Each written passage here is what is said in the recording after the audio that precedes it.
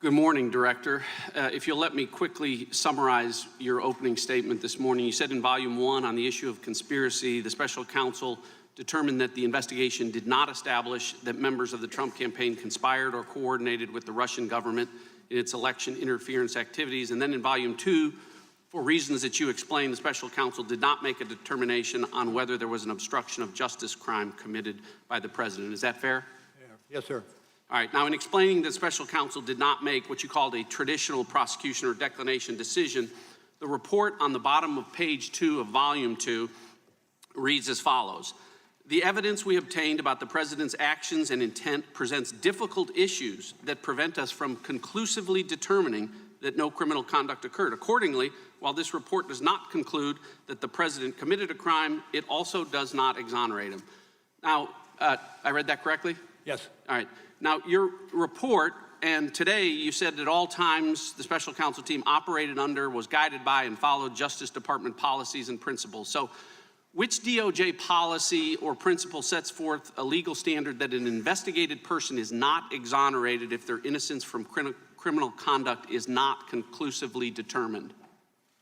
Can you repeat the last part of that question? Yeah. Which DOJ policy or principle set forth a legal standard that an investigated person is not exonerated if their innocence from criminal conduct is not conclusively determined?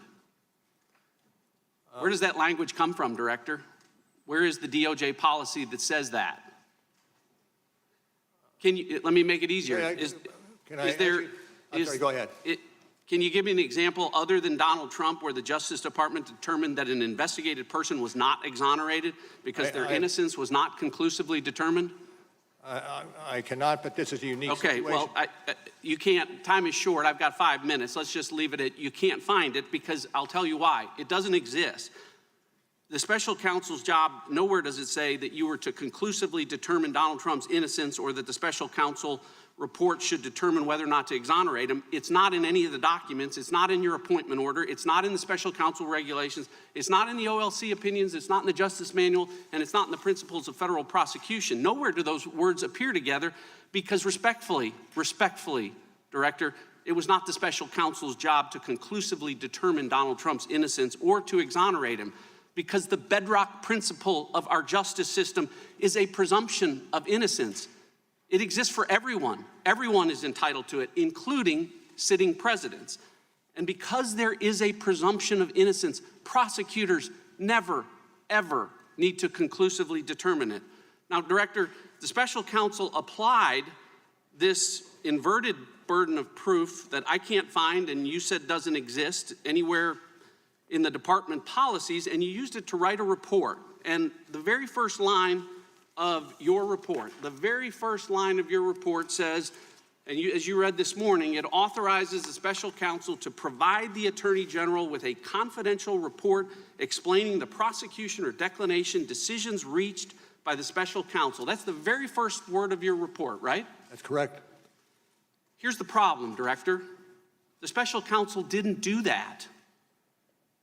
On Volume 1, you did. On Volume 2, with respect to potential obstruction of justice, the special counsel made neither a prosecution decision or a declination decision. You made no decision. You told us this morning and in your report that you made no determination. So respectfully, Director, you didn't follow the special counsel regulations. It clearly says, write a confidential report about decisions reached.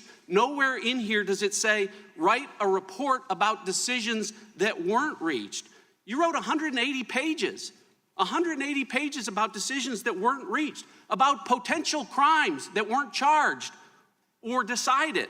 And respectfully, by doing that, you managed to violate every principle and the most sacred of traditions about prosecutors not offering extra prosecutorial analysis about potential crimes that aren't charged.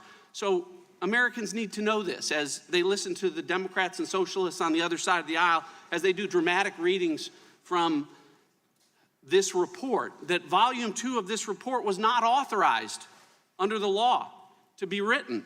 It was written to a legal standard that does not exist at the Justice Department. And it was written in violation of every DOJ principle about extra prosecutorial commentary. I agree with the chairman this morning when he said Donald Trump is not above the law. He's not. but he damn sure shouldn't be below the law, which is where volume 2 of this report puts him.